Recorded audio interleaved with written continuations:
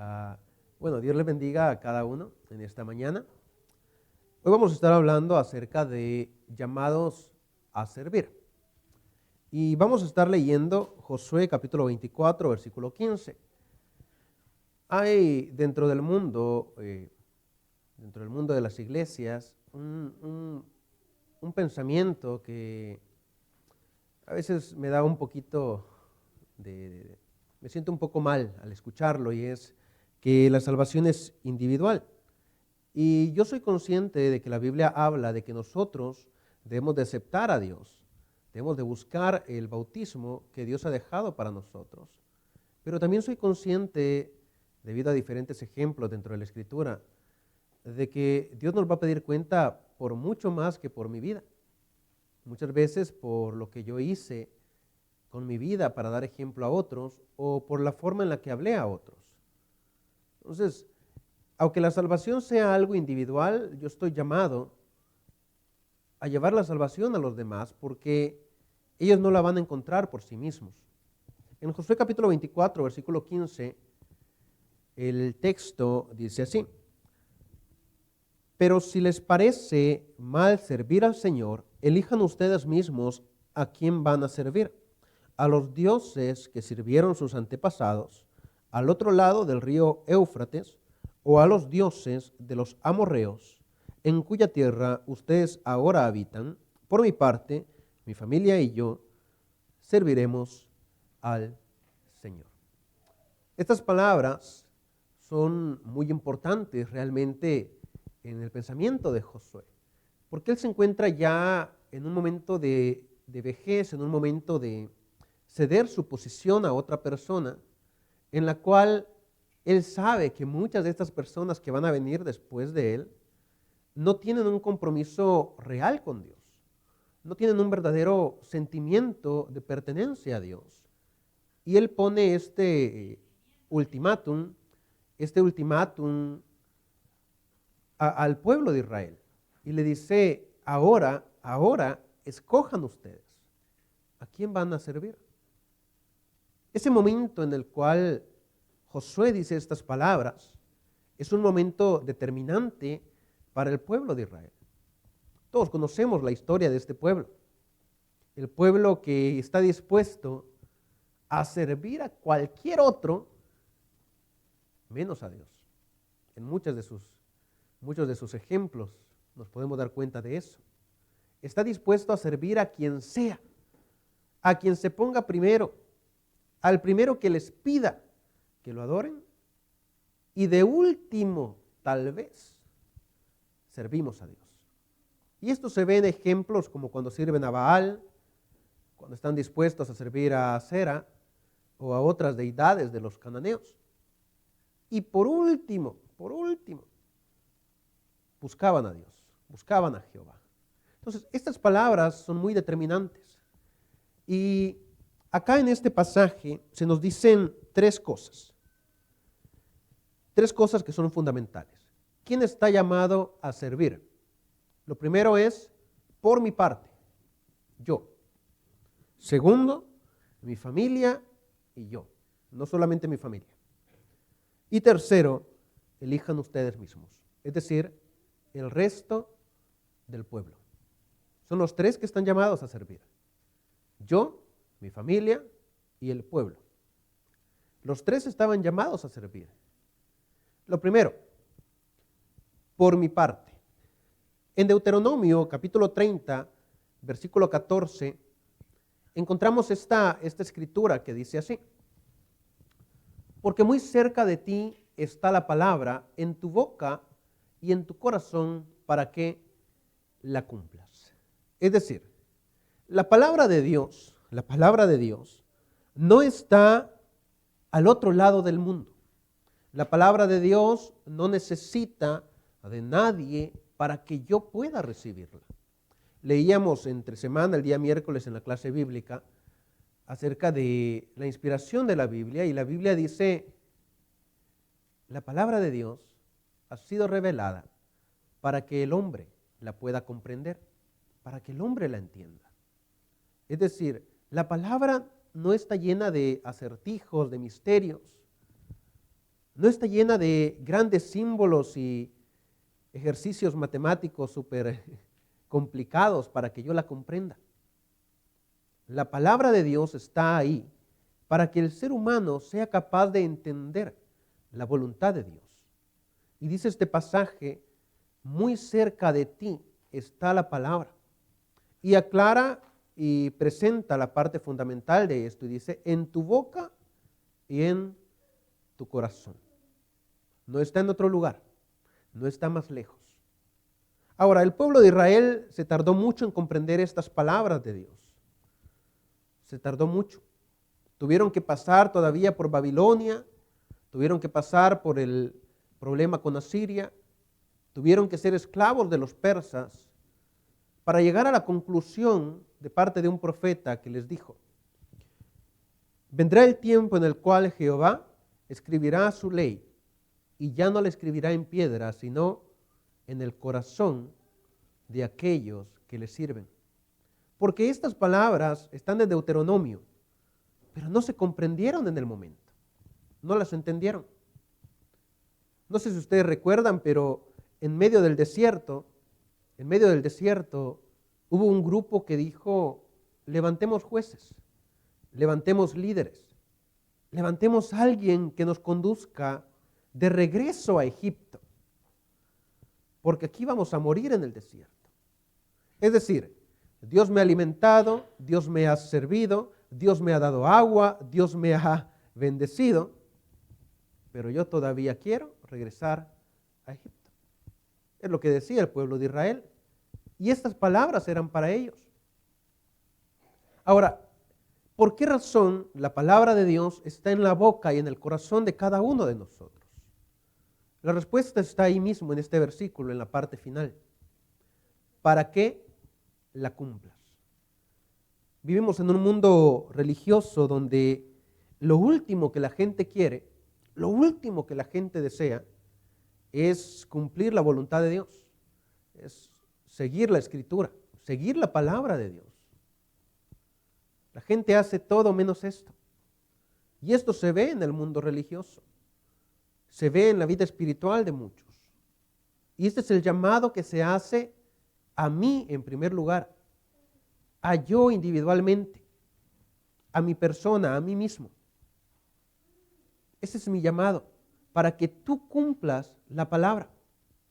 Decía Jesús en una de sus ilustraciones, hay quienes ven la paja en el ojo de su hermano, pero no ven la viga en su propio ojo. Estas palabras son tan importantes porque también se pueden juntar o entrelazar con otras palabras que Jesús dio.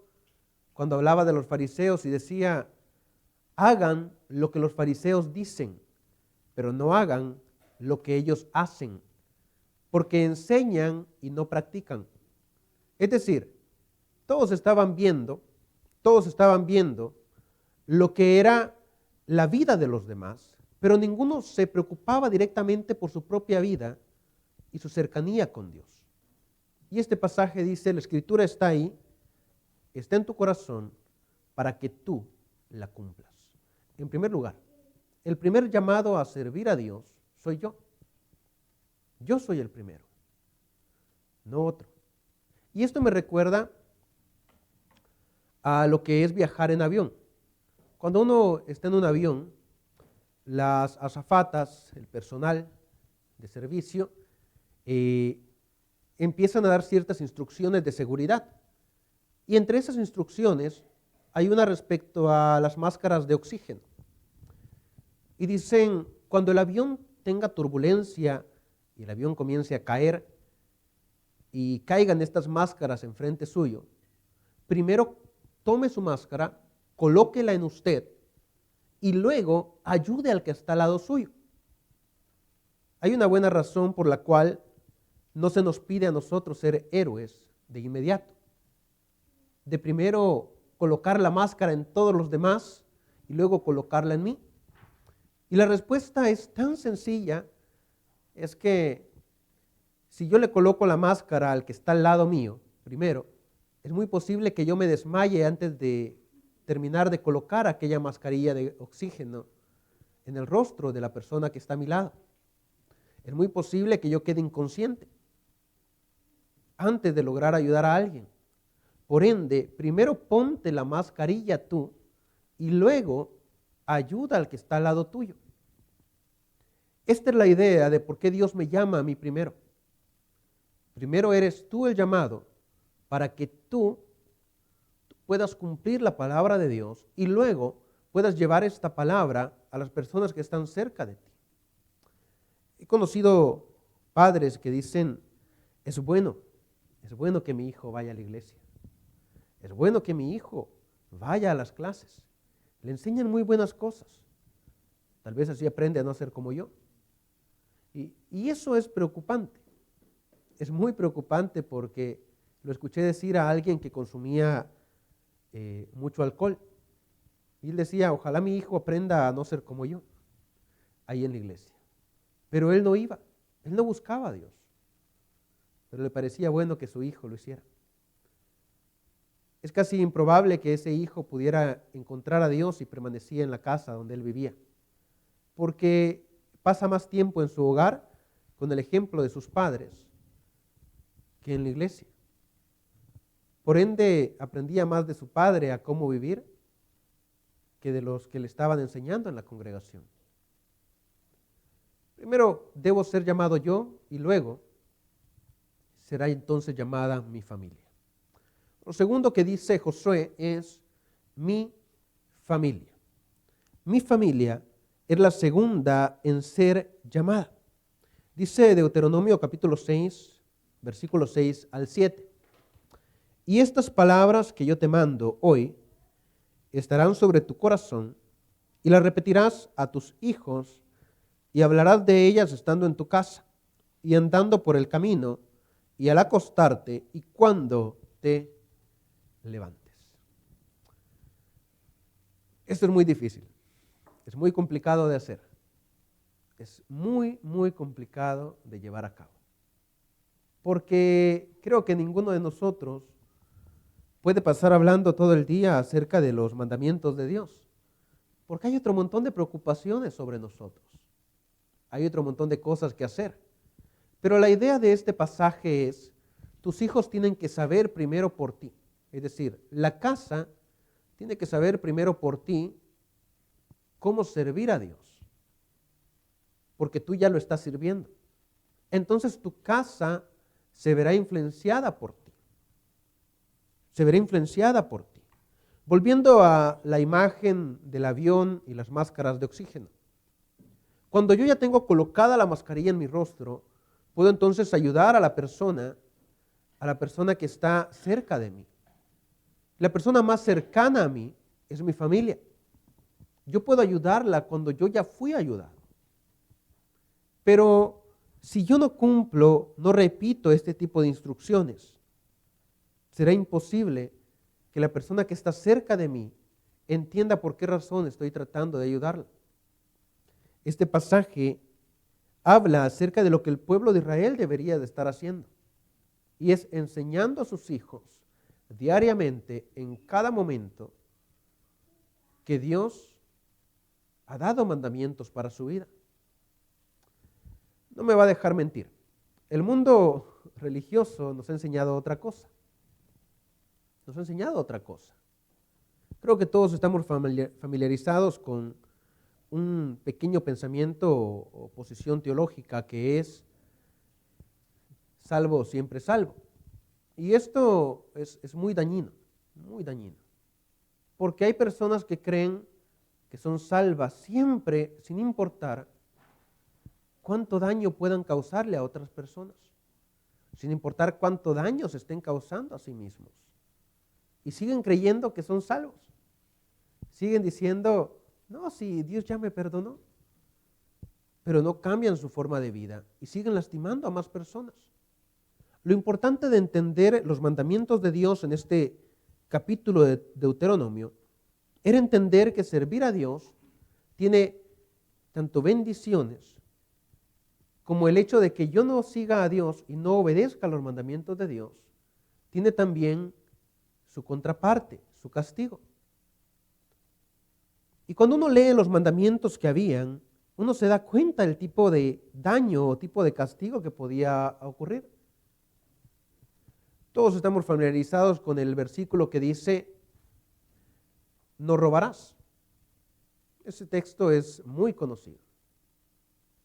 Ahora, cuando las personas roban, en Latinoamérica es muy común esto de que salen los padres siempre a decir, era un buen muchacho.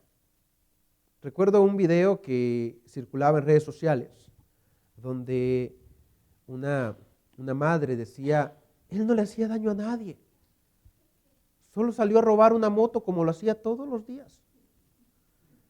Y es una madre hablando con el reportero de esa forma, y uno dice, no estamos enseñando a las personas en nuestra sociedad que hay cosas que tienen que ser castigadas y que no dependen de si a mí me gusta o no hacerlas.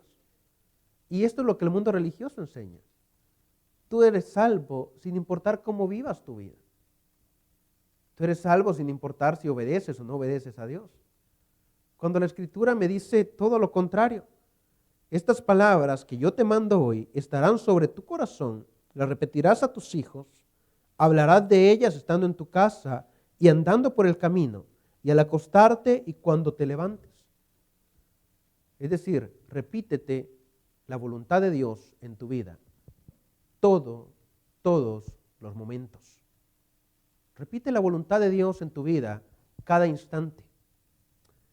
Y llama la atención entender por qué razón, en este caso, Josué era el mejor ejemplo para su familia y por qué razón Josué es capaz de decir, mi casa y yo serviremos a Jehová. A veces no entendemos mucho ese pasaje. Y dice Éxodo 33, 11. Después de eso, Moisés regresaba al campamento, pero Josué, hijo de Nun, su joven asistente, nunca se apartaba de la tienda de reunión. Dice otra versión, nunca se apartaba del tabernáculo de Jehová. Es decir, mucho antes de él liderar al pueblo, mucho antes de él sustituir a Moisés, mucho antes de él decir las palabras, por mi parte, yo y mi casa serviremos a Jehová, él estaba dando este ejemplo que tenemos acá. Dice, nunca se apartaba del tabernáculo de Jehová. Moisés se iba a descansar. Moisés terminaba sus oraciones, se iba a descansar a su tienda, mientras que Josué, dice, se quedaba en la tienda de la reunión, en la tienda donde se adoraba, donde se hacían oraciones a Jehová. No se iba.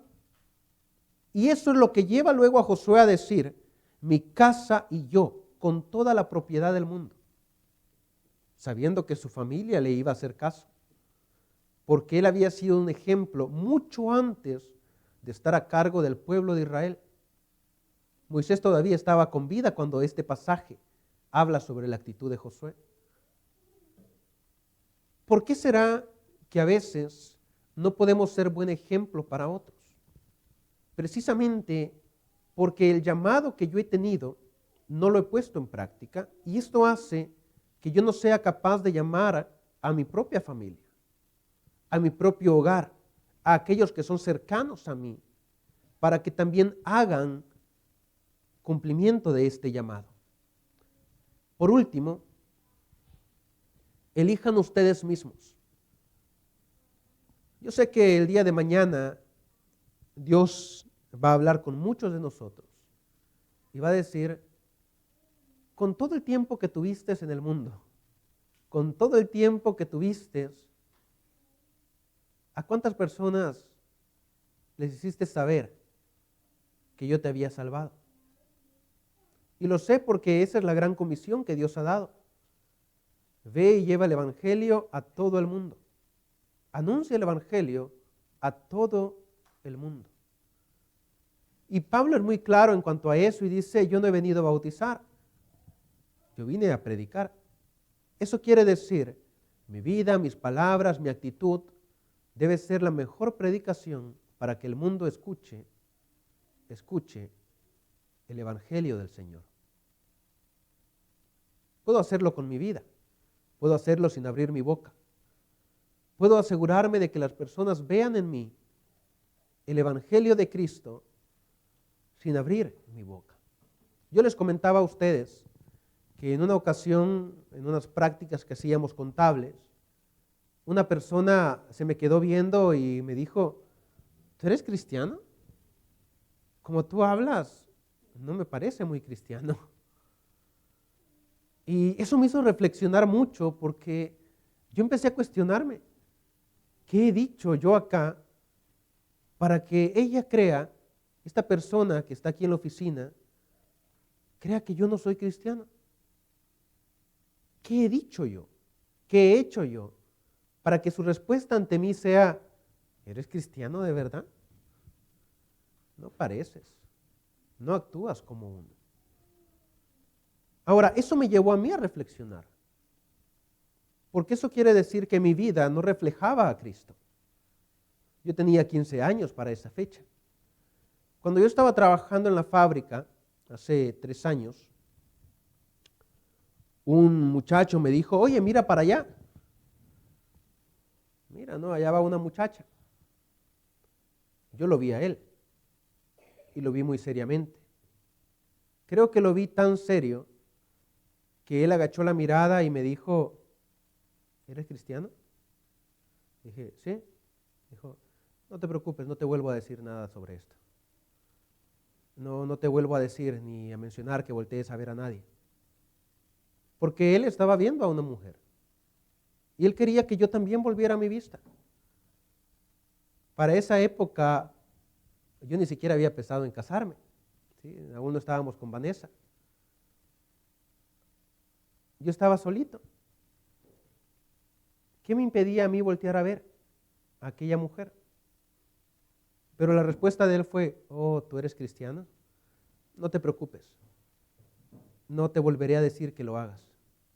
Porque la mirada que yo coloqué en él le demostró a él que yo no quería participar de aquello. Ahora, de mi yo de 15 años, al cual cuestionaban y decían, no pareces cristiano, a mi yo de 21 años, del cual decían, oh, eres cristiano, pasaron cerca de 6 años. Porque hay cosas que se tienen que trabajar. Elijan ustedes mismos, dice ese pasaje. Elijan ustedes mismos. Y dice el primer libro de Reyes 18:21. Acercándose Elías a todo el pueblo, dijo, ¿hasta cuándo claudicaréis vosotros entre dos pensamientos?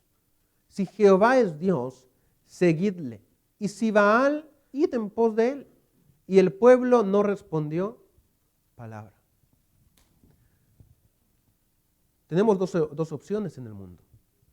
O seguimos a Dios o seguimos al mundo. Aquí se menciona, o sigues a Jehová o sigues a Baal. El pueblo no responde, el pueblo se queda callado. Es la misma postura que tomó Josué en el texto que leíamos. Mi familia y yo seguiremos a Jehová. Ustedes escojan a quién quieren servir. Ahora, todos son llamados. Yo, mi familia y el pueblo que me está viendo. Pero mi familia y el pueblo van a depender completamente de qué actitud estoy tomando yo para seguir al Señor, para escuchar su llamado. Si yo ignoro el llamado de Dios, mi hogar, mi familia, posiblemente también lo ignore. Y es muy posible que las personas que están cerca de mí, aquellos que no son parte de mi hogar, también lleguen a ignorar ese llamado, porque me están viendo a mí, están viendo mi reflejo. Recuerdo que este muchacho que me pidió hacer eso en la fábrica, a los meses, las pláticas que tenía conmigo eran, oye, ¿qué piensas tú de esto sobre las iglesias? Oye, pero yo he escuchado que dicen que el fin del mundo esto y aquello. Oye, pero ¿será pecado hacer esto? Y cuando uno ve el cambio en ese chico en cuanto a las preguntas que tenía hacia mí, para las que tenía un mes antes, yo me sentía feliz, yo me sentía orgulloso, porque podía decir, alguien vio algo bueno en mí, alguien vio un cambio en mí, un cambio que hace 5 o 6 años nadie había visto. Y ahora alguien lo había notado, porque trabajé en eso y busqué que no se volviera a repetir aquella frase de ¿realmente eres cristiano? Tu actitud no lo demuestra. Porque esa frase me quedó en el corazón. Y se sintió muy feo saber que yo iba a la iglesia cada domingo y las personas no notaban eso en mí. El llamado principal es para mí. Luego eso va a hacer que mi familia sea llamada. Y por último, voy a provocar que por medio de mi familia, el pueblo que está cerca de mí sea también llamado a servir a Dios.